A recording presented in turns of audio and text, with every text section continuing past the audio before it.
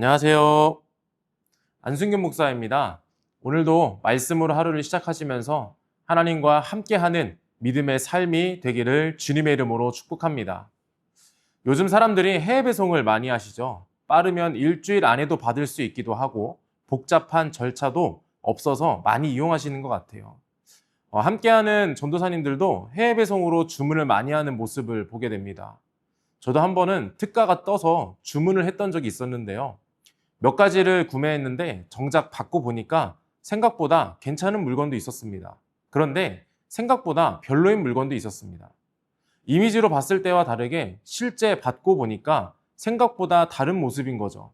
퀄리티도 저조했고 모양도 사진과 좀 다르기도 했고 무엇보다 내구성도 좋지 않았습니다. 아마 이런 경험들을 한 번씩 해보셨을 거라고 생각합니다. 겉보기에는 좋아서 샀는데 집에 와서 포장을 뜯어보니까 실속이 없는 것을 보면 때로는 허탈하기도 하죠.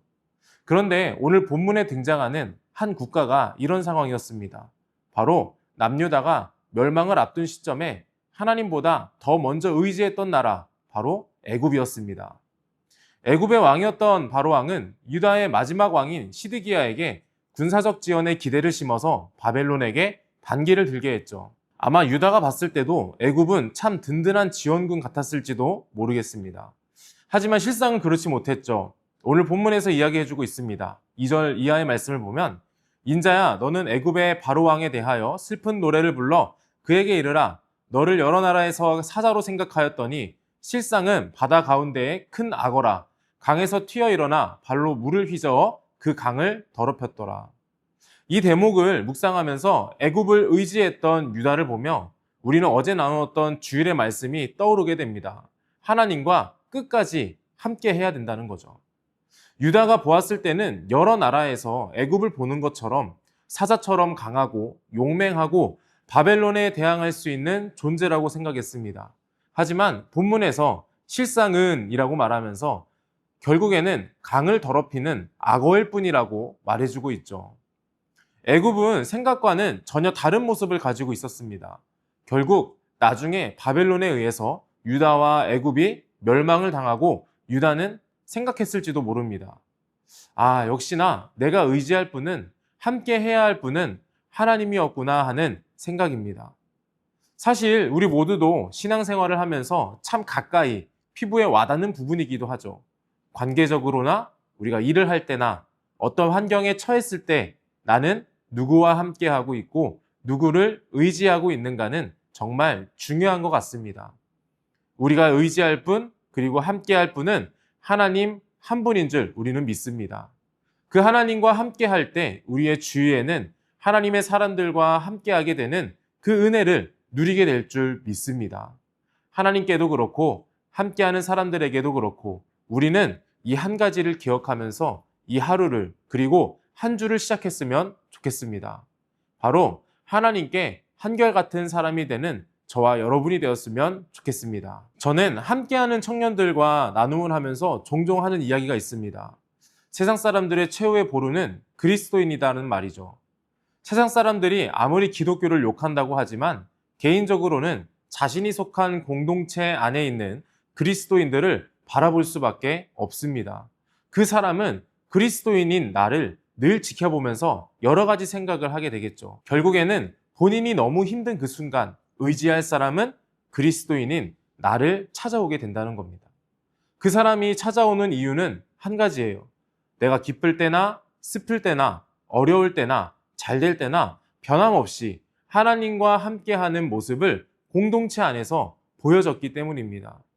그래서 저는 청년 공동체 안에서도 우리가 속한 곳에서 누군가에게는 꼭 최후의 보루가 되어주자라고 도전하기도 합니다. 애굽의 모습을 보면 두 가지로 정리된다고 생각합니다. 생각보다 안 좋은 그리스도인이 될 것인가, 생각보다 좋은 그리스도인이 될 것인가. 그것은 우리가 다른 데서 애써 노력하지 않아도 된다고 생각합니다. 우리가 주일에 나눴던 말씀처럼 고난이 와도 주님 안에 거하고 실패를 해도 믿음 안에 있는 한결같은 모습을 삶으로 살아낸다면 우리는 그 삶 자체로 생각보다 괜찮은 그리스도인, 생각보다 좋은 그리스도인으로서 영향력을 끼칠 수 있다고 저는 믿습니다. 하나님께서 일하시는 원리를 생각해 보면 꼭 누군가를 통해서 일하시더라고요. 심판이 되었든 회복이 되었든 중간에 매개가 되어주는 누군가가 끼어 있습니다.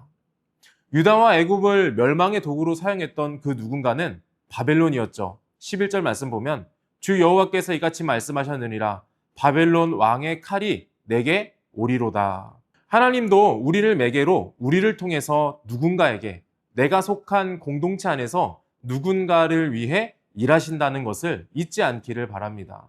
그러기 위해 하나님께 늘 한결같은 믿음을 지키며 그 신앙을 살아내는 생각보다 좋은 그리스도인, 괜찮은 그리스도인이 되어주는 저와 여러분이 되기를 주님의 이름으로 축복합니다. 말씀을 마무리하려고 합니다. 오늘은 하나님께 한결같은 사람이 되자라고 말씀을 함께 나누었습니다. 하나님께 한결같은 사람이 된다는 것은 우리가 완전하게 완벽한 신앙생활을 해야 한다는 말이 아닙니다. 우리가 주일에도 말씀을 나누었듯이 실패하더라도 다시 딛고 일어서는 포기하지 않는 믿음이면 충분합니다. 두려움 앞에서 또 때로는 실패 앞에서 세상의 방법이나 사람이나 환경을 의지하지 않는 그 믿음을 위해서 간구할 수 있기를 바랍니다.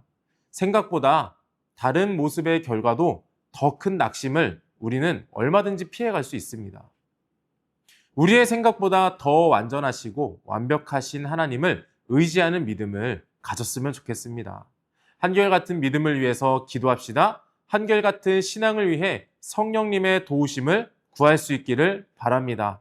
하나님은 우리를 통해 다른 이들에게 도움이 되는 그 누군가로 일하여 주실 것을 믿습니다.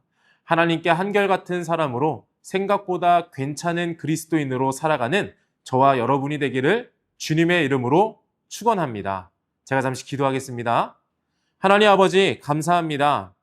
우리가 말씀을 나누었듯이 생각보다 괜찮은 그리스도인, 알고 봤더니 좋은 그리스도인이었다는 것을 우리가 함께하는 사람들에게 느끼게 하고 그리고 또 경험하게 할 수 있도록 하나님 우리와 오늘도 함께하여 주시옵소서.